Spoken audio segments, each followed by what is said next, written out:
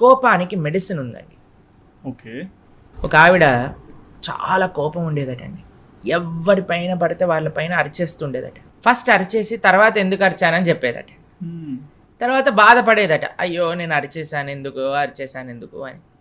సరే, ఒక సాధువు వాళ్ళ ఇంటికి వస్తే ఆ సాధువుని అడిగిందట, అయ్యా మాకంతా ఆస్తి ఉంది, అంతస్తుంది, అంతా బాగానే ఉంది, ఆరోగ్యం ఉంది, కానీ ఒకటే ఒక ప్రాబ్లం ఏంటి అంటే నాకు చాలా కోపం ఎక్కువ, ఈ కోపాన్ని నేను ఎలా తగ్గించుకోవాలి అంటే సాధువు అన్నాడట, ఒక కోపం తగ్గించుకోవడానికి నీకు ఒక మెడిసిన్ ఇస్తానమ్మా, ఇది నీ కోపం రాగానే 2 టేబుల్ స్పూన్లు తాగాలి, ఒక 10 నిమిషాలు వదిలేసామంటే ఆ మెడిసిన్ మొత్తం కూడా పనిచేస్తుంది, తర్వాత నీ కోపం ఆగిపోతుంది అని అన్నాడట.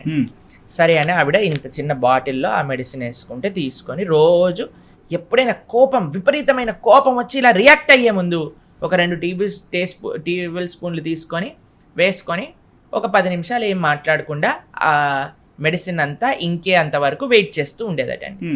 ఒక 6 months తర్వాత ఎప్పుడైతే ఈ సాధువు మళ్ళీ వీళ్ళ ఇంటికి వచ్చారో ఆవిడని అడిగారట, అమ్మ నీ కోపం తగ్గిందా అంటే, అయ్యా ఎవరిని అడగట్లేదు నేను, మీ మెడిసిన్ చాలా బాగా పనిచేస్తుంది, కానీ ఒకటే చిన్న విషయం ఏంటంటే ఆ మెడిసిన్ వస్తుంది, నాకు మళ్ళీ ఇంకో బాటిల్ ఇస్తారా అంటే ఆయన అన్నాడట, అమ్మ అందులో ఏం మెడిసిన్ లేదు, అది కేవలం షుగర్ వాటర్ మాత్రమే.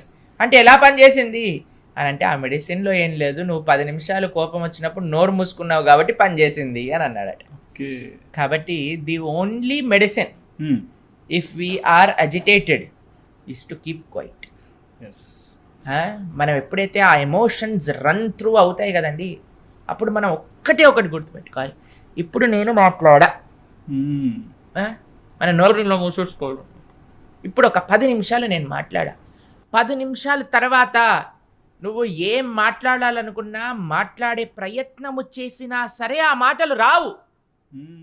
ఎందుకంటే మనసు అంటుంది, అసలు ఇది మాట అవసరమా ఇప్పుడు మాట్లాడటం అని మన మనసు 10 నిమిషాల్లో చెప్పేస్తుందండి మనకి. కానీ ఆ మూమెంట్ ఎప్పుడైతే వస్తుందో అప్పుడు కానీ మనం కంట్రోల్ చేసుకోగలిగితే we will be able to control anger.